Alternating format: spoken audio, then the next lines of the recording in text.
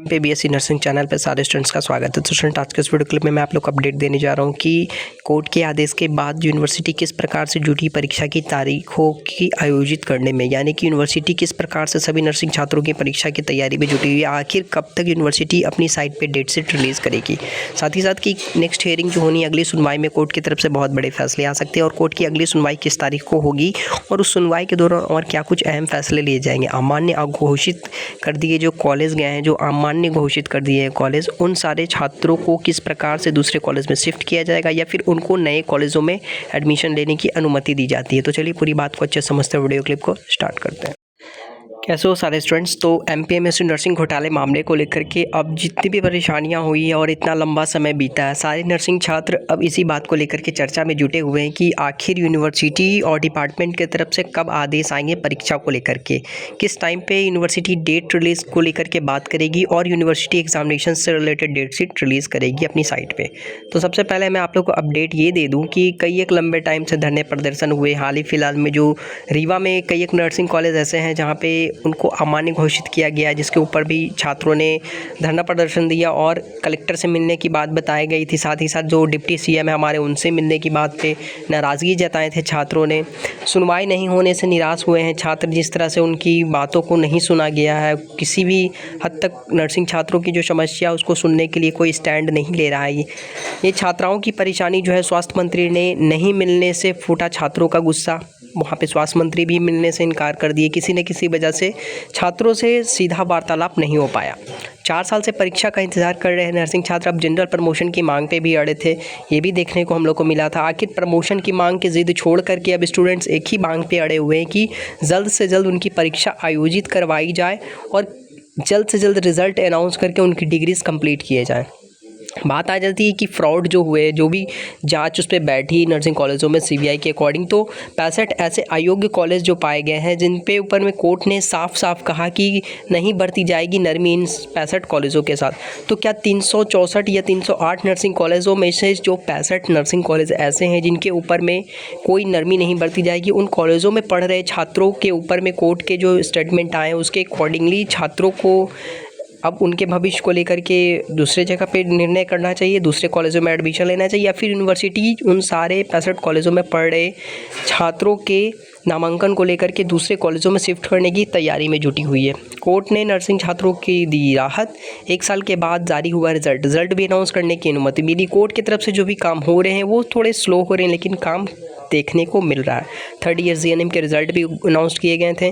फिर लास्ट बारी में हम लोगों ने पिछले वीडियोस में देखा था कि जिन छात्रों के रिज़ल्ट रुके हुए थे 19 बैच वाले और 19, 18 और 17 बैच वाले स्टूडेंट्स के, उनके भी रिज़ल्ट अनाउंस कर दिए गए थे। बात यहाँ पे आके अटकती है कि कोर्ट के आदेश के बाद आखिर यूनिवर्सिटी अब तक क्या कर रही है, परीक्षा आयोजित क्यों नहीं करवा पा रही है। तो सबसे पहले हम बात कर ले कि परीक्षा आयोजित 2-3 रीज़न से नहीं हो रही है। पहली रीज़न कि यूनिवर्सिटी सारे सेशंस के स्टूडेंट के, जैसे 20 के सेशन के स्टूडेंट है तो यूनिवर्सिटी के अंदर में जो 308 कॉलेजों की बात कही जा रही है, उन सारे कॉलेजों के छात्रों को लेकर के यूनिवर्सिटी को चल रहा है।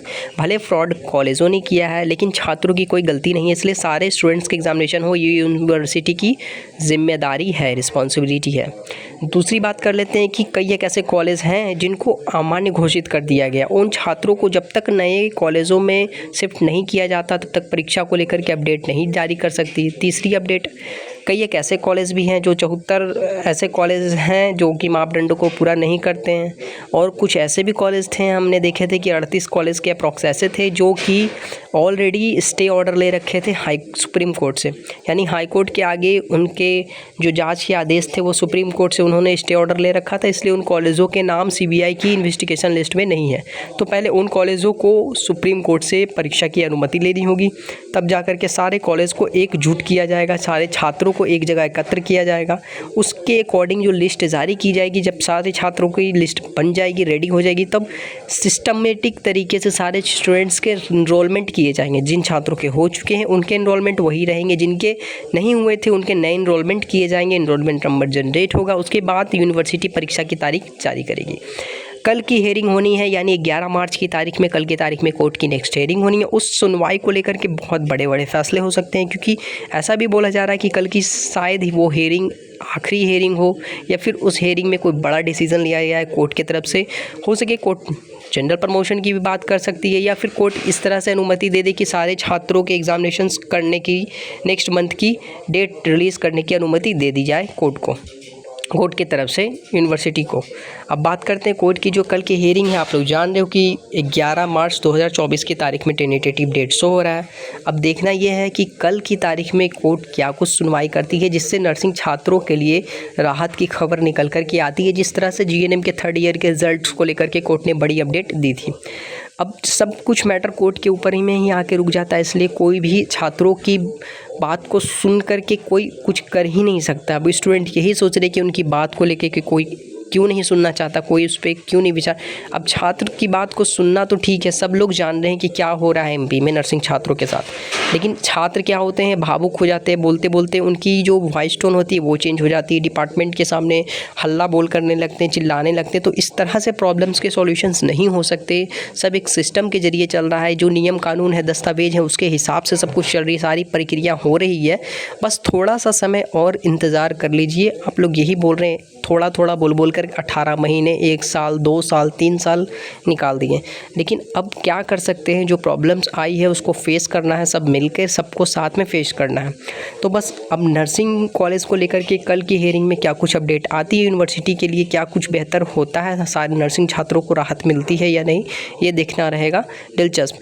तो चलिए, नर्सिंग पैरामेडिकल कोर्सेज से रिलेटेड कोई और न्यूज़ इन्फॉर्मेशन अपडेट आएगी तो मैं उन सारी बातों को लेकर के आप लोग के साथ ज़रूर शेयर करूँगा। तब तक के लिए धन्यवाद।